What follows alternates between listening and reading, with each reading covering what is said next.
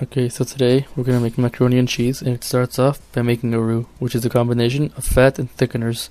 In this case, the fat's going to be 3 tablespoons of butter, the thickeners 3 tablespoons of flour. You could use oil, you could use bacon drippings, you could use cornmeal or cornstarch for the flour instead. There's a lot of different combinations. Make sure it's mixed together really well, and then when it is, we're going to cook it on medium-low for maybe about 5 minutes. Again, you really want to stir it in really well, or else it'll have a floury taste and it'll be just disgusting. And you want it to be kind of a light blonde color. And when it's this light blonde color you're looking for, then you know it's ready to go. Okay, but slow down for 1 minute. We're going to talk a bit about pasta. Boil about 10 ounces, or your favorite pasta. I like fusilli. It's the curly kind. Boil them for about 5 minutes in salted water. Now, time to add in our spices.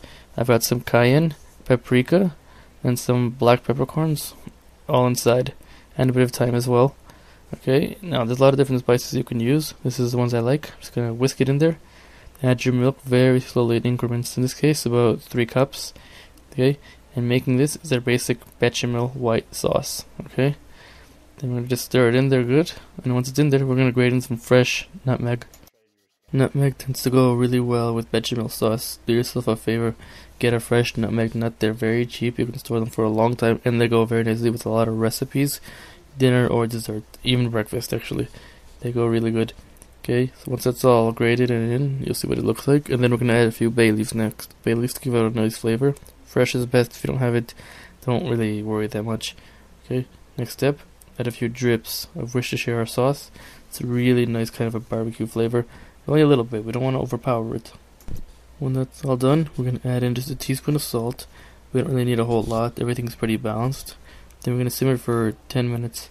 And when it looks like this, it's all thickened up nice and simmered. Take it off the heat. Add in about a teaspoon of Dijon mustard. Just kind of eye it. Give it a quick stir. Okay, now, the fun parts. Eggs. Egg is going to make it a little bit more creamy. Make sure you beat them in advance. We don't want to just dump them in, or else they'll just overcook and turn to scrambled eggs. Going to borrow a trick from the pastry world. Add a little bit of the liquid back into the cup to give it a stir. Add a little more. Give it a stir. This way it slowly raises the temperature of the eggs. That way when we dump them in, they'll be a little bit warmer, and they're not going to just go from cold to hot right away and just make a big mess in there. So again, take a few spoonfuls, stir it in, get your whisk ready, dump it in, and now just whisk it, get it in there really good. It's really important. Again, we do not want the eggs to curdle or overcook or just cook it anyway. So there to add just some nice extra richness. Okay, next step, cheese. Got about 12 ounces here with me, and I'm only going to add in about 3/4 of it. Do it in increments, just give it a stir and take your time. Now before you do this step, you definitely want to have removed the bay leaves. They've given all the flavor they can give, so it won't really make much difference, and they are kind of chewy. So again, add in your cheese, keep going, give it some increments, time, and give it some patience. A sharp cheddar is probably the best thing to go with, but your favorite cheese can work. You could use a Gruyere, you can use a Gouda cheese, and you can even mix up a bunch of different cheeses, which is nice. Or for the sauce, you can just put in the same kind of cheese on the top. You could put a different one in. I remember a boss I used to work under. He used spaghetti with feta cheese and a bunch of roasted peppers, and we can't really give away too much for the recipe, but it was just a great recipe. Basically, it's a casserole, just like macaroni and cheese. It goes in the oven. It's got a handle on each side, making it a casserole dish.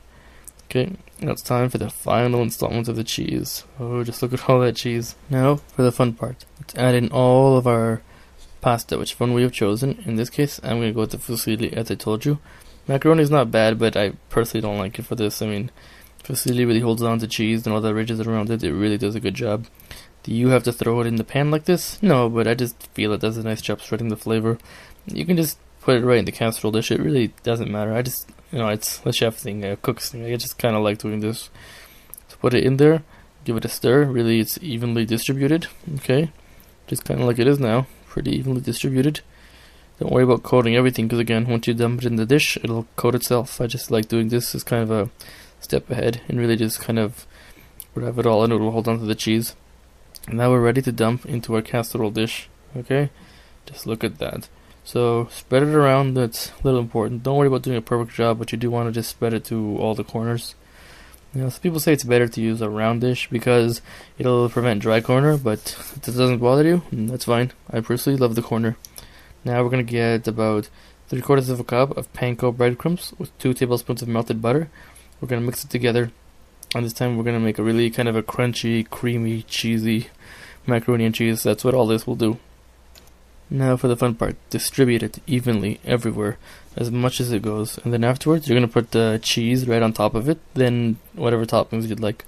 Some people believe it should be done the other way around, put the cheese and the breadcrumbs over top, but to be honest, you just saw me melt 12 ounces of cheese, put it in the sauce, and then coat the noodles with it. I'm pretty sure it has enough cheese, so I say put a layer of breadcrumbs, and then put the cheese over top of it, but hey, whichever way you want to do it, it's perfectly fine by me.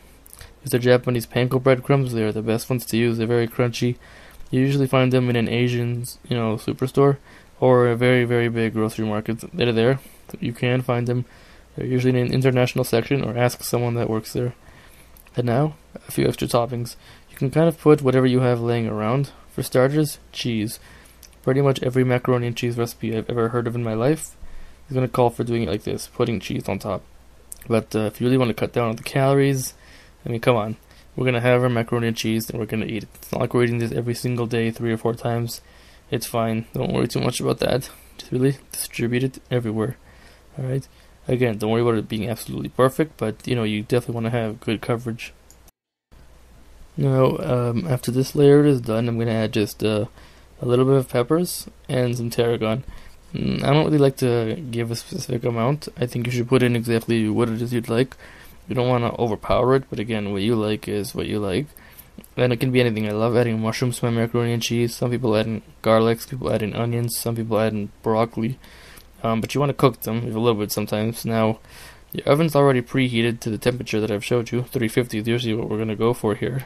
And since it's already been preheating all this time while you've been cooking it, no reason you couldn't just roast it in there as is. But again, if you don't, it's hard to throw it over top. None of these were roasted just because I was kind of lazy, but that's just me. Now that I have my peppers on there, I'm going to throw in some tarragon. Normally I would just mix it inside with tarragon. I wouldn't put it on top. But you know what? This is a presentation thing, and I guess it does look pretty nice, doesn't it? Sprinkle it on there. Always better to go with fresh, but if you don't have it, you can get the dry kind and store it. And you can buy the fresh kind just for have an occasional recipe. Now the dry kinds won't taste as good or as strong, so you generally have to add in a little bit more. Maybe a 1/4 cup or so. Bake at a 350 degree oven for half an hour or till it browns. Pull it out, let it rest for 10 minutes. There you go. The most beautiful mac and cheese dish ever. Practice and enjoy.